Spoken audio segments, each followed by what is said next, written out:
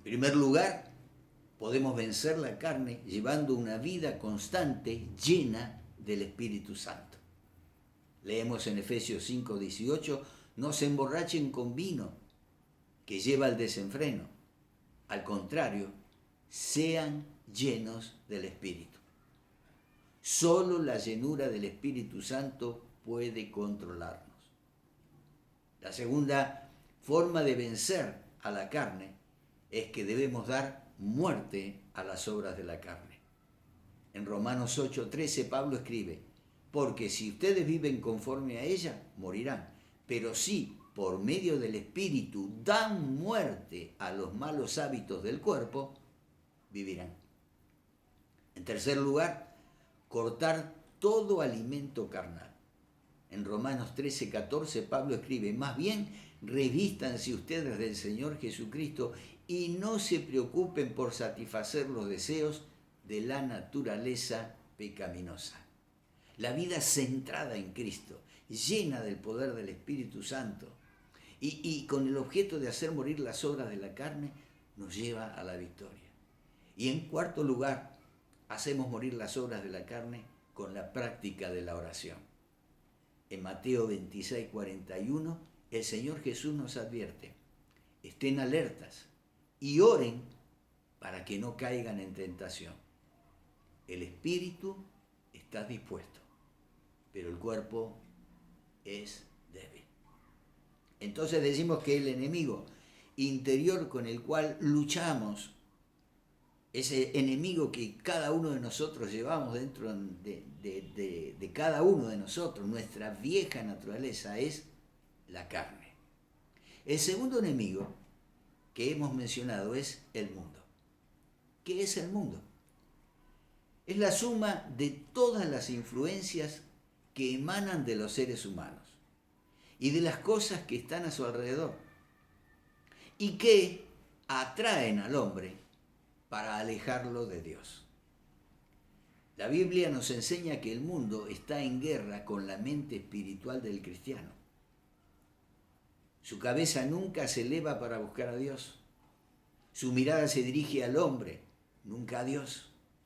Es una visión sensual y materialista de la vida que centra su atención en satisfacer los más bajos instintos, apetitos y deseos del hombre, y ciega las cosas del espíritu. En esta clase de mundo, Dios no solo es negado, Dios es olvidado. La Biblia nos advierte en la primera carta de Juan capítulo 2, versículos 15 a 17, no amen al mundo ni nada de lo que hay en él.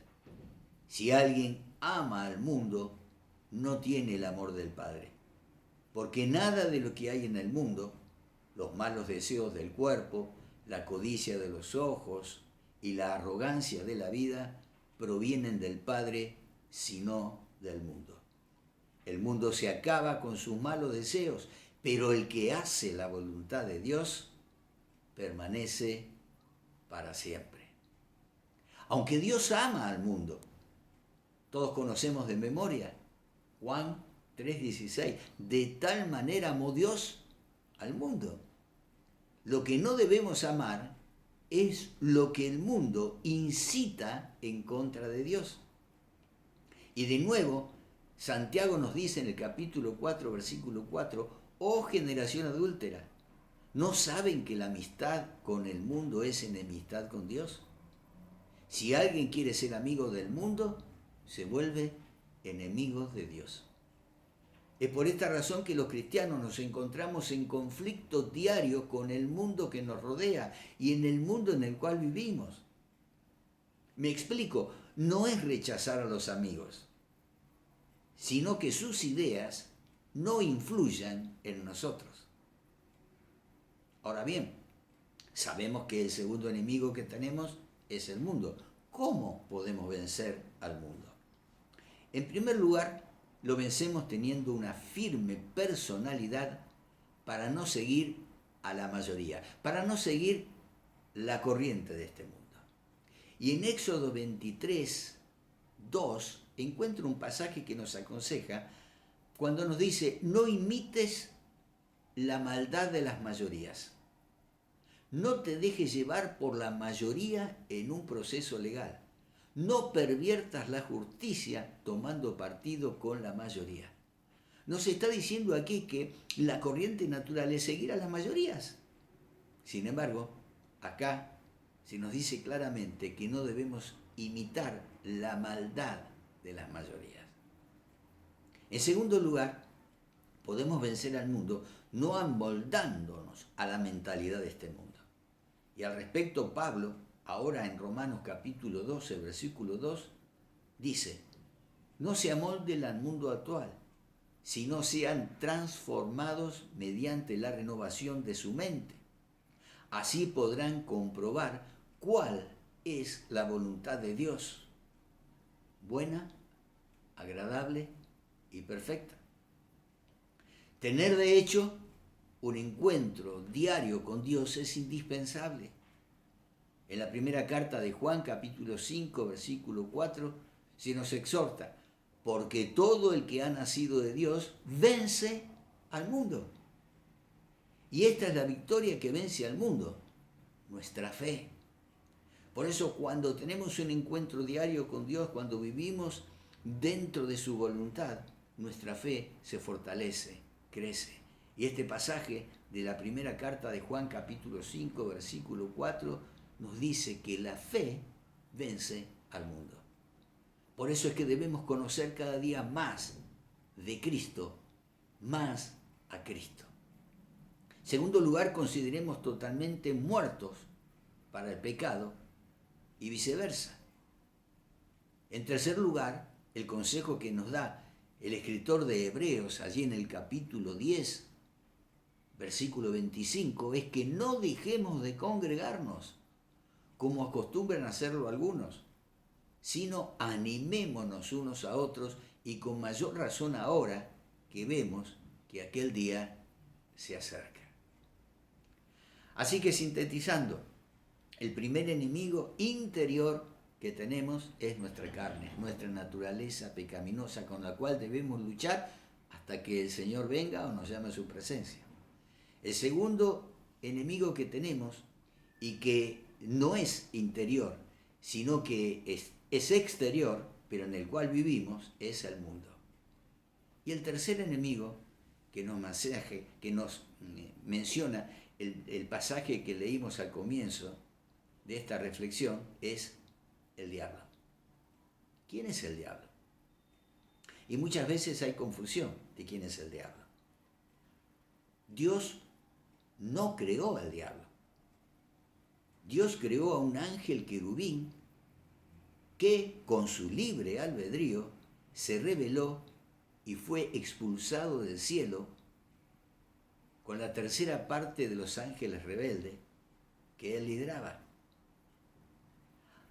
Hay dos pasajes en la Biblia, en el Antiguo Testamento, que hacen referencia, si bien refiriéndose a reyes de aquella época, entendiendo la influencia de estos reyes en la que el diablo había hecho que se alejaran de Dios. Y estos pasajes los podemos tomar también como la actitud que tuvo este ángel, este querubín precioso, al rebelarse contra Dios. El primero se encuentra en Isaías capítulo 14, versículos 12 a 17, donde leemos: ¿Cómo has caído del cielo, lucero de la mañana? Tú, que sometías a las naciones, has caído por tierra.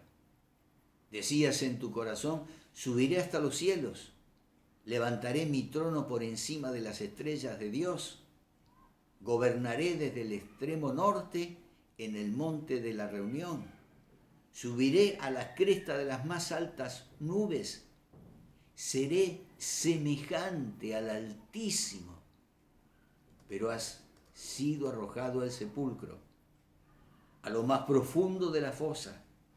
Los que te ven te clavan en ti la mirada y reflexionan en cuanto a tu destino. Y este es el que sacudía a la tierra y hacía temblar los reinos, y el que dejaba al mundo hecho un desierto, el que arrasaba sus ciudades y nunca dejaba libre a los presos? Vemos entonces que Dios no creó al diablo, sino que creó a un querubín precioso que lideraba la tercera parte de ángeles en el cielo, que al rebelarse contra Dios fue arrojado por tierra. El segundo pasaje que les comentaba se encuentra en Ezequiel, capítulo 28, versículos 11 a 17. Paso a leérselos. Eras un modelo de perfección, lleno de sabiduría y de hermosura perfecta. Estabas en Edén, en el jardín de Dios, adornado con toda clase de piedras preciosas, rubí, crisólito, jade, topacio, cornalina, jaspe, zafiro, granate y esmeralda. Tus joyas y encajes estaban cubiertos de oro y especialmente preparados para ti desde el día en que fuiste creado.